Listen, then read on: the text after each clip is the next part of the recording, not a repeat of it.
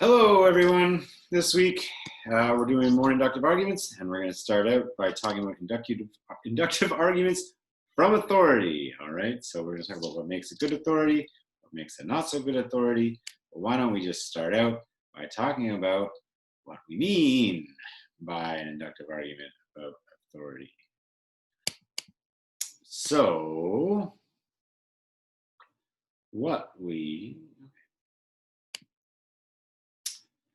So here we are, inductive arguments. This week we're talking about arguments from authority. So what is an argument from authority? An argument from authority is an argument where you're not necessarily your own source for the examples that you're using to support your claims, right? You're drawing on examples that other people have figured out, right? So it's anything where you're appealing to an expert or appealing to somebody else's beliefs or facts to support your claims, right? So arguments from authority are really about figuring out where people's claims are coming from, right? Like who they're relying on to support their claims and whether or not those are legitimate sources, okay?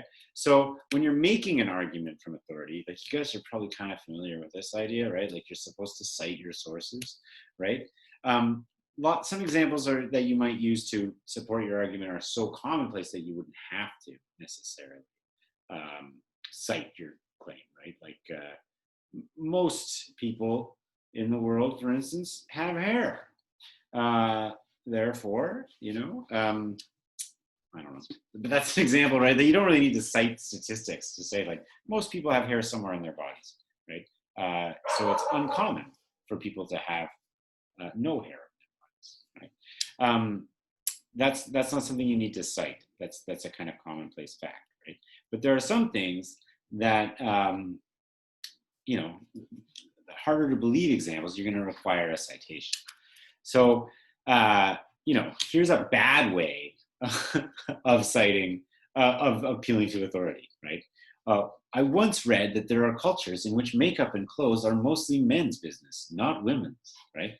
So this is an argument from authority where you're relying on the fact that you read it somewhere, right? In order to back up your claim, right? Like that there are cultures where makeup and clothes are mostly men's business and not women's, right? Here's a better way of doing it, right? Carol Beckwith's classic study of Niger's Wodadabe reports that among the Western African Fulani peoples, such as the Wodabi, makeup and clothes are mostly men's business, right? So here, instead of just saying like, oh, I read it somewhere sometime, right? We're saying like, no, here, this is where I read it, right? And so why would we do that, right? The reason we do it is because it allows your reader to verify it and think further about your example, right?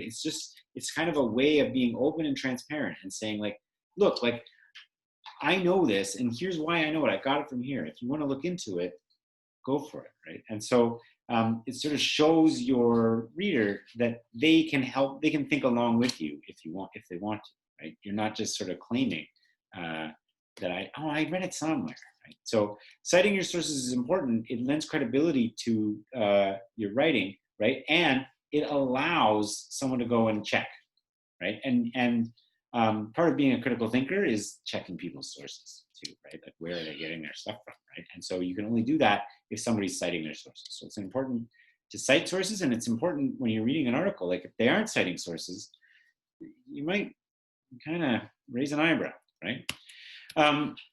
The other thing you want to do is make sure you've got good sources, okay? Informed sources. So a good argument will cite experts in the field that's being discussed, not just any old expert, right? You don't cite Stephen Hawking about, for instance, sociology having to do with gender, right? Stephen Hawking's a really smart guy, but he's a theoretical physicist. He doesn't know anything about sociology and of gender, unless he does, in which case you got to tell me that he does and show me the sources, right? So you can't just cite anyone, right? And so a good argument will not just say, hey, guess what? Carol Beckwith, her study did this, right? It'll also tell you why it's a good source, right? So like, if you think of it in terms of like, here's a premise, right? Like you sometimes have to give, and you're using your source kind of as a premise, right? Sometimes you need to give a little sub-argument for why the source is worth listening to, right? So this is even better than before now, right? So Carol Beckwith's classic study of Niger's Wodabi reports that among West African Fulani peoples, such as the Wodabi, makeup and clothes are mostly men's business. Beckwith and an anthropologist colleague lived in the Wodabi for 2 years and observed many dances for which the men prepared lengthy preening, face painting, and teeth whitening, right? Her article includes many pictures too. Wodabi women watch, comment, and choose mates for their beauty, which the men say is the natural way. Our beauty makes the women want us, one says, right? So here it's not just Carol Beckwith says so. It's like Carol Beckwith says so. Here's what makes her an expert. She did this stuff, right? She lived with the Wodabi. She observed the dances. This is what she saw. The Wodabi themselves say these things according to Carol Beckwith, right? So these are the things that make that evidence worthwhile, right? That's a lot better than I read it somewhere, right? Obviously. So when you're making an argument from authority, those are two things you got to do. First, you got to tell everybody who the authority is, and then you got to tell why they're a good authority, right? Those are just good practices to get used to. So you want to think about what makes a good authority, right? And make sure that that's represented in the argument you're either assessing or making. Right? Okay. The other thing it's important to do, this one comes from again, both if you're making the argument or you're reading the argument, right? You want to cross-check the sources, right? So this is kind of like how we talked about background rates with examples last time. Right? Like you can find an expert, usually in most fields, that'll say just about anything, right? So just like we could say, like, I could find a guy who got hit by lightning, right? And say like, oh, you better watch out when it rains. You might get hit by lightning. I know a guy, right? That seems like good evidence. It's sort of anecdotal example, except that, it's actually very unlikely that you'll get hit by lightning because maybe one guy got hit by lightning, but most people don't, right? Same thing with experts, right? You can usually find an expert that'll say just about anything, but you might want to take a look and see what the kind of background rate is in their field, right?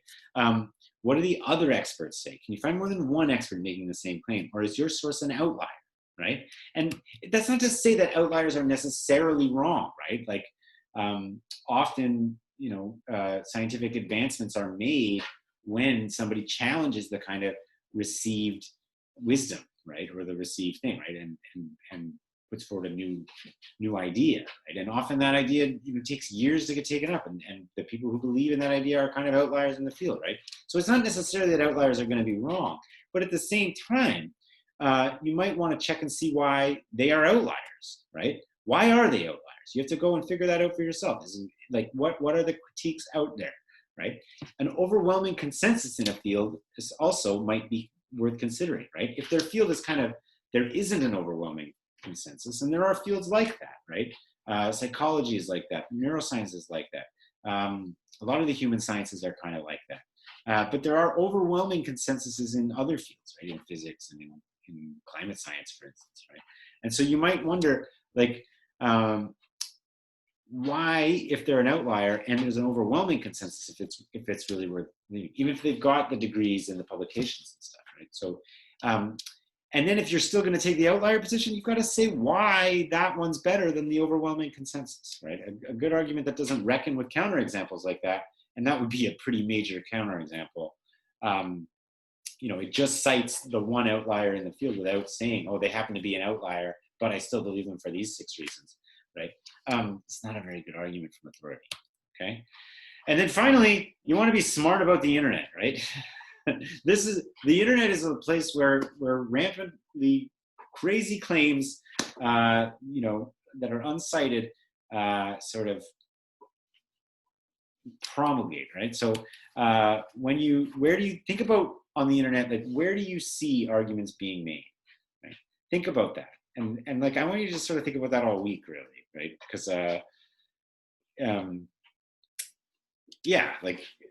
you'll notice that they're kind of everywhere, right? And then notice, right, where do you think that the videos and images and stats that are used as examples in those arguments, where do you think they come from? Right? It's not always clear where they come from. It's kind of hard to track down sources on the internet. So one thing you might want to get used to doing is getting familiar with fact-checking sites on the internet. One good one is Snopes.com, if you don't know that one already. that's a good one. If you just see a claim and it seems a little bit like, what the hell is this? You can usually Google it on Snopes and somebody will have figured it out, right? And you'll get, it's pretty good for sort of fact checking, like especially kind of sensational claims that you might see on social media or something.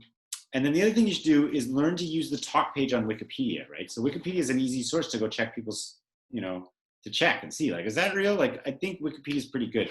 The textbook doesn't really like Wikipedia, but the textbook is written by old people. And like, I kind of think that at this point, Wikipedia is pretty good. Like it's probably better than the Encyclopedia Britannica or whatever, right? The people who make it are dedicated editors, and there are so many of them, and it's constantly updated.